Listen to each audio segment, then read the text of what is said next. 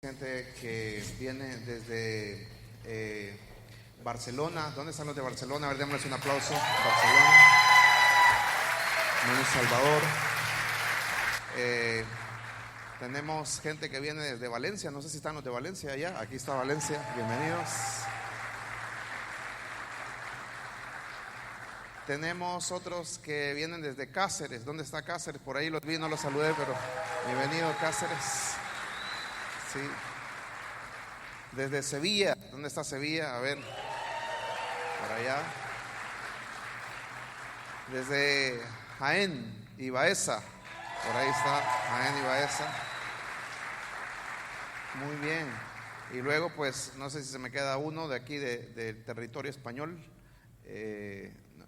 Sí, estoy bien, ¿verdad? Collado Villalba. Bueno, no sé dónde Collado Villalba. ¿Sí ha venido Collado Villalba? Aquí está Collado Villalba. Bienvenidos. Y bueno, Elin Madrid, ¿verdad? También la anfitriona, un aplauso a Elin Madrid. Bienvenidos todos. Bueno, esta mañana me corresponde continuar con las enseñanzas, y la verdad que después de oír al pastor Jorge ayer y al pastor Luis, uno dice, bueno, ¿y ahora qué enseño, no? ¿Y yo con qué salgo ahora? O sea, es como que hayan cocinado dos chefs y tú quieres salir con tus frijolitos y tu queso, ¿no? Pero bueno, a veces la comida de la abuela es también muy rica y deseable, ¿sí? Bien, quiero que abras tu Biblia en el libro de Jueces, en el capítulo 3. Hay una porción muy interesante para nosotros.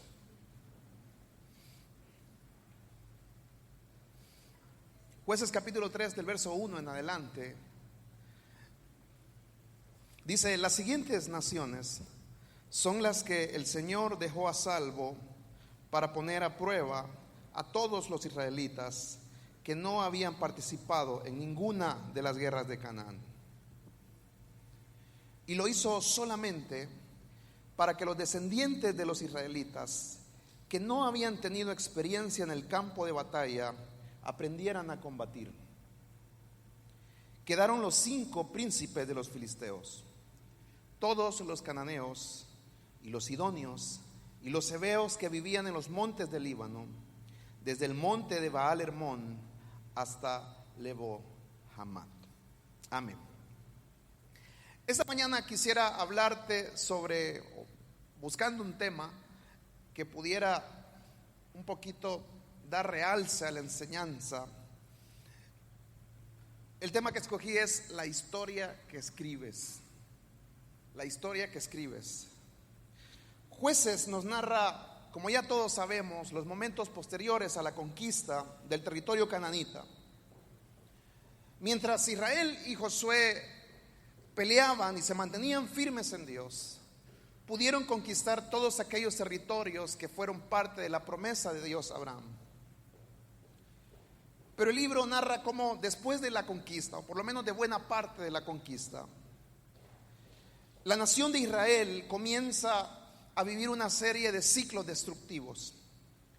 Ciclos que hablaban sobre el pecado de la nación, cómo el pecado traía subyugación de parte de los enemigos, cómo después ellos clamaban al Señor para pedir libertad, cómo el Señor levantaba un libertador, y cómo después de que el libertador trajera paz, Israel volvía otra vez al mismo ciclo, se alejaba del Señor, volvían a pecar, volvían las consecuencias del pecado, volvían a clamar por un libertador, el Señor levantaba al libertador y traía paz. Y así, por varias ocasiones, el libro nos va mostrando cómo Israel en ese proceso va entrando en un proceso de decadencia moral. El libro comienza narrando sobre los últimos territorios que a Israel le quedan de la tierra de Canaán y esas guerras que comienzan a perder producto de su pecado. Pero termina el libro con una guerra interna, una guerra civil. O sea, el libro comienza narrando cómo Israel pelea contra sus enemigos y termina el libro contando cómo Israel pelea contra sus propios hermanos. Entonces, en este proceso, lo que los autores del libro de los Jueces nos intentan hacer ver es que Israel y su pecado eran los verdaderos enemigos a vencer que tenía la nación, y que no necesariamente eran los cananeos el problema, sino que era, como decía, la decadencia moral en la que el pueblo israelita había entrado. Este libro de Jueces se cree que tiene dos redacciones principales. Uno es en el reinado de Josías, allá en el año 640, y la redacción final es muy probablemente en el exilio babilónico, allá por el año 586. Y la manera en la que se construyen los libros es que se unifican los relatos, y en esa unificación de los relatos los autores van intentando que el libro vaya dando un mensaje al pueblo que va dirigido. Entonces, Israel se encontraba para estos momentos con la esperanza de volver una vez más a la tierra de Canaán, ya que se encontraba en el exilio babilónico. Entonces los autores de los Jueces lo que intentan es hacerle ver al pueblo: mire, de nada sirve que nosotros volvamos una vez más a Canaán si vamos a seguir con nuestros mismos problemas. Ya nuestros padres conquistaron y perdieron la tierra debido a su pecado y a su alejamiento. Entonces, venzamos nuestros monstruos internos, nuestras propias cadenas, para que luego, conquistándonos a nosotros mismos, podamos volver otra vez más a la tierra de nuestros padres. Entonces, ese es el mensaje que ellos están queriéndole dar al pueblo. Pero como son distintos relatos que, como les digo, los autores van hilando y van unificando, a veces en esos relatos nos encontramos con distintas visiones o interpretaciones de los sucesos. Y este pasaje que hemos leído es una de ellas, porque cuando tú lees otros pasajes, por ejemplo, en Siempre Jueces capítulo 1, en algunos pasajes del capítulo 2 o el capítulo 4, los autores nos hacen ver que los cananitas y las naciones que se quedaron en torno al territorio de Canaán y que fueron un problema para la nación, fueron producto del alejamiento del Señor. Entonces, esa es la primera visión que nos encontramos en el libro. Pero aquí, en este pasaje que hemos leído, nos encontramos con otro punto de vista, que no necesariamente tiene que ser contradictorio, sino más bien yo diría es complementario. Porque lo que el autor nos está diciendo es que esas naciones cananitas, los príncipes filisteos que, por ejemplo, para ese tiempo todavía no existían, ¿no? Los reinos filisteos van a salir bastantes siglos después. Por eso que aquí vemos que el libro ha tenido procesos de redacción, ¿no?, a lo largo del tiempo. Entonces, los príncipes filisteos, los cananeos, los sidonios, los heveos y todos ellos que causaron grandes problemas a la nación, en esta visión del autor, lo que nos está diciendo el texto es que no necesariamente tienen que ser producto del alejamiento del Señor, sino que él da otra interpretación. Y la interpretación que da es que eran enemigos necesarios, que fueron enemigos que el Señor permitió que se quedaran en torno a el reino de Israel o la nación de Israel para cumplir ciertos objetivos. Y como hemos leído, uno de los objetivos era que las futuras generaciones fueran experimentándose en la guerra. También el otro objetivo es que las futuras generaciones fueran adquiriendo fe y, como dice el autor, fueran siendo probadas. Entonces, aquí hay una enseñanza para nosotros como líderes, y es que, como ayer bien decía el pastor Luis y el pastor Jorge, somos muy buenos los evangélicos pentecostales para echarle la culpa al diablo de todo, ¿no? Y es: si tengo este problema, esto es el diablo.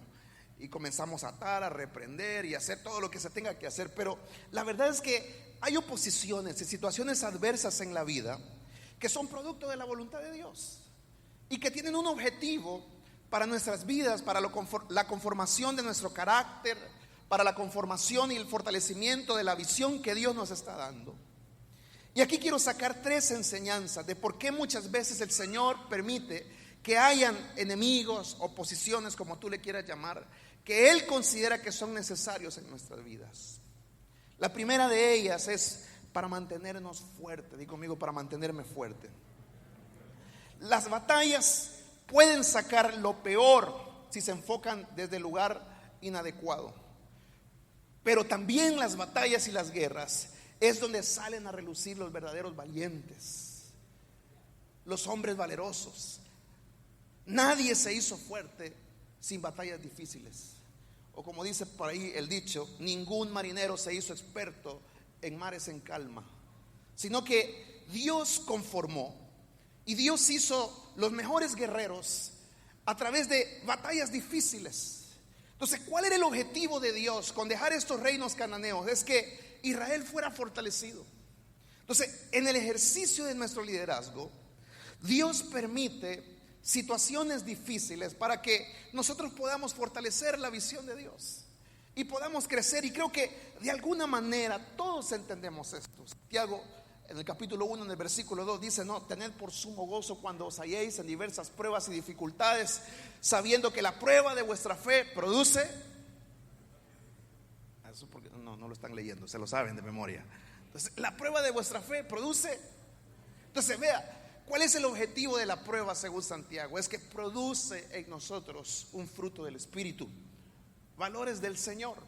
Entonces, cuando vienen las adversidades o los enemigos que el Señor permite, lo primero que Él quiere es que nosotros podamos ser fortalecidos a través de esas pruebas. Mal hacemos nosotros cuando queremos que las futuras generaciones no sufran o no vivan dificultades en el ejercicio de la obra de Dios. A veces yo he visto que hay supervisores que llaman a los nuevos líderes, ¿no?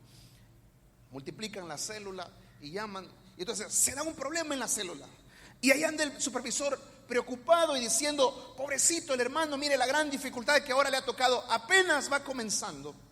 Y entonces hay supervisores que son en un rollo paterno o materno tóxico, ¿sí? De esos papás que quieren hacer todo por los hijos, ¿sí? Hay alguien aquí que conozca más o menos que es así, que ahí anda viendo cualquier problema, ahí va corriendo a apagar el fuego que el otro ha comenzado a vivir. Se da una situación difícil, hay un hermano nuevo dentro de la obra del Señor que se le llamó a un servicio, un coordinador nuevo, y entonces allá va intentando el anciano o el coordinador a que la situación no sea tensa, a que la persona no se estrese, a que la persona no viva dificultades. Pero mal hacemos cuando nosotros nos oponemos a que las personas vivan dificultades en la fe, porque es justamente eso lo que ellos necesitan. Son esas batallas lo que han hecho de nosotros lo que somos, ¿sí o no? Los que comenzamos el ministerio, ¿acaso no los hermanos difíciles han logrado en nosotros pues que hoy estemos donde estemos? Todos tuvimos nuestro divisionista, en el caso de los pastores. Todos tuvimos nuestro Judas. Gente que comió con nosotros, gente que estuvo ahí, que fue uno de nosotros y se sentó con nosotros a la mesa. Gente que mojó el pan en nuestro plato, a quienes nosotros les ofrecimos nuestro corazón, le hicimos parte de nuestra familia, le dimos segundas, terceras, cuartas oportunidades. Pero en un momento en el que menos esperamos, y a veces cuando más vulnerables nos encontrábamos, esas personas sacaron a relucir lo que había dentro de su corazón. ¿Pero qué hizo eso de nosotros? ¿Nos hundió? No, como decía el pastor Jorge ayer, cuando hay un propósito de Dios, el diablo no te puede destruir. Entonces, como dice Romanos, el Señor termina utilizando eso para bien. Ahora, pero ¿qué sucede cuando nosotros queremos que las futuras generaciones no vivan esa serie de dificultades? Les hacemos daño. Hay una experiencia, no voy a olvidar nunca esa lección que el pastor Jorge me dio, ni se acordará a lo mejor. Estuvimos hace años comiendo y teníamos un proyecto por delante, y yo le estaba hablando y yo le decía: fíjate que queremos hacer este proyecto, no tenemos dinero, así como se pone en un plan victimista, ¿verdad? No tengo oro ni plata, ¿verdad? Pero lo que tienes me lo puedes dar, ¿no? Algo así. Entonces estaba hablándole yo al pastor y le decía: pastor, fíjate que tenemos este proyecto, pero la verdad es que tenemos este problema económico. Y entonces él me escuchaba atentamente y me dice estas palabras que no las voy a olvidar. Me dice: mira, yo te podría ayudar, pero si lo hago te voy a hacer daño. Y yo le dije: dáñame, no pasa nada. No, eso es broma. Dijo: yo te podría ayudar, pero si lo hago te voy a hacer daño. Y me comenzó, en vez de ayudarme como yo esperaba, a dar consejos. Y me comenzó a decir, mira, lo que tú tienes que hacer es levantar una campaña, hablar con la iglesia, hacer esto. Y me comenzó a mostrar una serie de proyectos. Pero para mí esa fue una gran lección en la vida. Porque cuando él me lo dijo de esa manera, o sea, él me dijo, yo tengo la capacidad de ayudarte, pero te voy a ayudar de otra manera. Para que en futuras ocasiones tú ya tengas las herramientas para salir por ti solo de esas situaciones que se te van a presentar en el ministerio. Entonces, es lo mismo. Nosotros muchas veces queremos que el supervisor nos entregue, o el líder que multiplica la célula, y el nuevo líder quiere que le entreguen ya 8 personas, unos buenos anfitriones, ¿verdad? Un equipo que te apoye. Y entonces que el líder nuevo llegue y diga, no hombre, qué bonita esta célula, mira aquí, todo es unidad, todo es una belleza. O sea, que mira aquí todos oran y ayunan y me tratan como un siervo de Dios. Ese es el entorno en el que todos quisieran estar. Pero si eso fuera lo que se te entregara a ti, ¿sabes qué sucedería? Te terminarías estropeando, te convertirías en un debilucho. Pero cuando te entregan la casa de la hermana loca, cuando te entregan la casa de aquel matrimonio que solamente se pasa, que cuando los invitados llegan antes de comenzar la célula, lo único que escuchan es grito, hijo de tantas, no sé qué. Y cuando tocan el timbre, Dios le bendiga, hermano.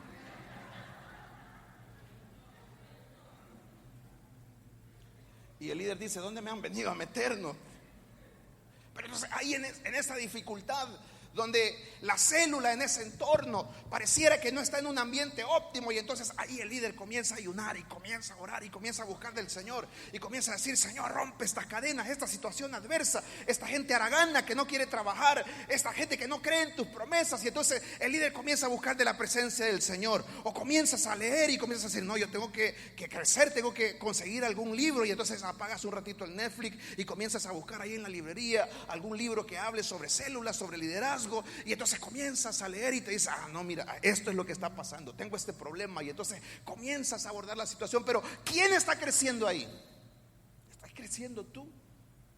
El Señor permite esas situaciones para que tú y yo podamos mantenernos fuertes, para que podamos fortalecernos. Y escúchame, líderes fuertes producen otros líderes fuertes. En segundo lugar, el Señor deja que los sidonios y los cananitas y los enemigos se queden ahí, para que las futuras generaciones escriban su propia historia. Escúchame, podemos vivir de las historias o batallas del pasado, o podemos decidir experimentar nuestras propias historias. Podemos decidir escribir nuestras propias historias. Podemos estar viviendo de la estela de lo que la gloria de Dios ha hecho en otros, o podemos dejar que el Espíritu Santo comience a realizar dentro de nosotros su obra maravillosa. Porque eso es lo que sucede también, ¿no? Es que a veces cuando se comienza el trabajo de la obra del Señor, ¿qué es lo fácil? Mire, hermano, deme dinero para comprarme un terreno, págueme local por un año, cómpreme unas cuantas sillas, póngame proyector, póngame sonido, póngame todo. Y claro, hay un lugar donde la gloria de Dios se está manifestando y todo eso es posible y Dios lo está haciendo. Pero eso lo que hará es que tú vivirás de la historia de otros, porque realmente ese sonido que se compró no se compró con el trabajo y la manifestación de la fidelidad de Dios a través de ti, sino que se compró porque fueron otros los que dieron. Ese local que se pagó no fue porque realmente viste la mano del Señor, sino que fue porque otros ofrendaron. Entonces, tú puedes decidir escribir tu propia historia. Escúchame, hay cosas que el seminario, instituto, que la hermenéutica, la homilética no te pueden enseñar, solamente las puedes aprender en el ejercicio del trabajo. Y escribe tu historia antes que se te seque la tinta. Comienza ya a escribir tu propia historia. Hay una historia que Dios quiere escribir a través de ti, no por medio de otros. Hay una frase que me dice, que me gusta, que dice: si no estás escribiendo tu propia historia, entonces eres un personaje en la historia de otro. Y es por eso que hay gente que está en trabajos que no le gustan, y vive deprimido en trabajos que no ama, pero no tienen el valor de salir de ahí y decir: voy a abrir mi propia empresa, voy a comenzar yo de cero. No, y pasa la vida siendo personaje de la historia de otro más listo que sí quiso emprender. Entonces, ¿qué vas a hacer? ¿Vas a decidir levantarte y escribir tu propia historia y comenzar a decir, o vas a decir: no, cuando tenga un golpe de suerte, cuando las cosas me vayan bien, entonces podré escribir mi historia? Nunca lo vas a hacer. Se te va a pasar la vida. Y es por eso que Pablo, él decía, ¿no?, en Romanos 15:20, dice: mi propósito para predicar las buenas nuevas es donde Cristo no sea conocido, para que no edifique yo en el fundamento de otro. El deseo del apóstol era trabajar, pero lo que trabajaba, entre comillas, iba a ser su trabajo, iba a ser de él. Entonces, escribe tu propia historia. Comienza, entiende que habrán dificultades, entiende que las situaciones no serán fáciles. Cada vez más a mí me asusta. Yo no sé si solamente aquí en Lima, España, pasa esto. No sé, resida y en Boston, no lo sé, pero a mí me asusta ver la fragilidad de muchos servidores del Señor, que con cosas mínimas y absurdas abandonan su asignación. Es que la coordinadora me cae mal, dejo mi privilegio. Es que el supervisor me dijo aquello, dejo mi privilegio. Y hoy con asombro uno va viendo, o sea, no sé qué ha pasado en los últimos años, pero ha habido como un debilitamiento en el carácter de los hijos del Señor. Hablo como pastor de mi congregación, además.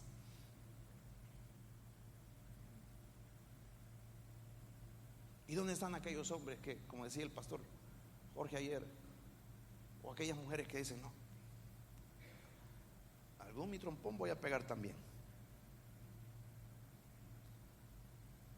Con esto finalizo.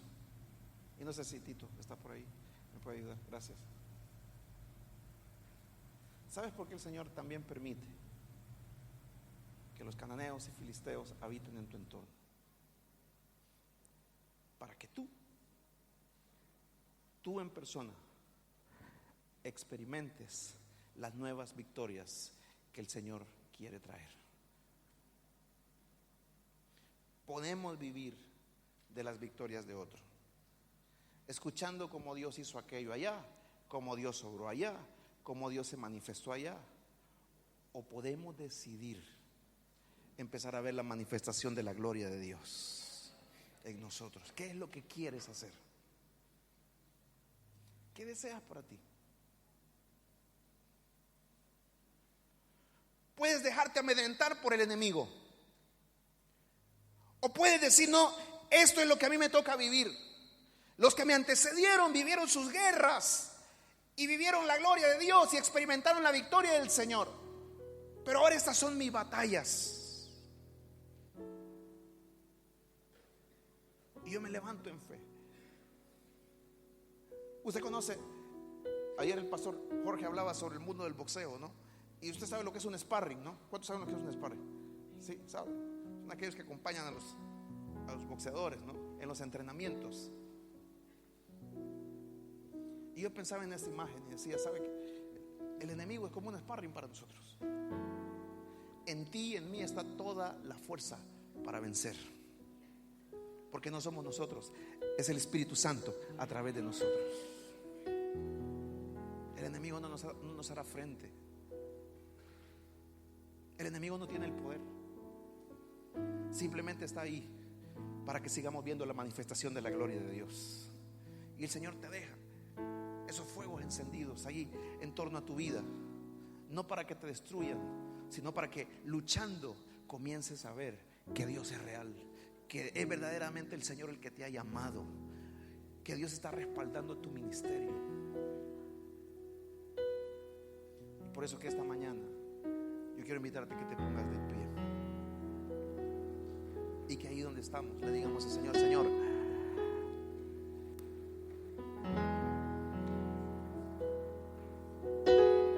Señor, abrazo el martillo que me golpea.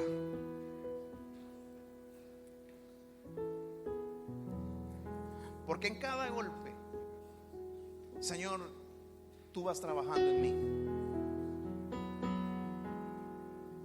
Señor, esta mañana en la que tal vez muchos de los que estamos aquí hemos llegado cansados, incluso quejándonos de por qué tantas dificultades, pero hoy tu palabra nos hace ver que son necesarias.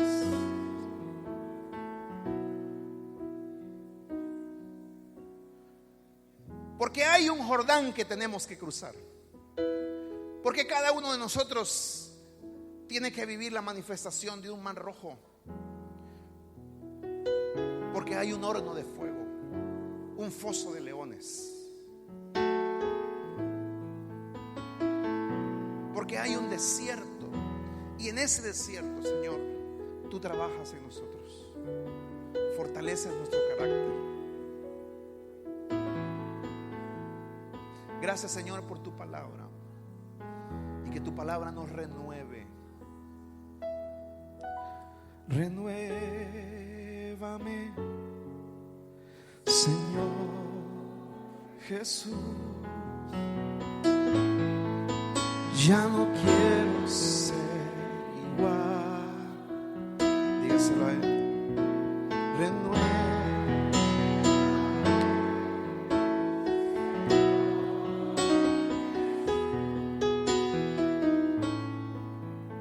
Pon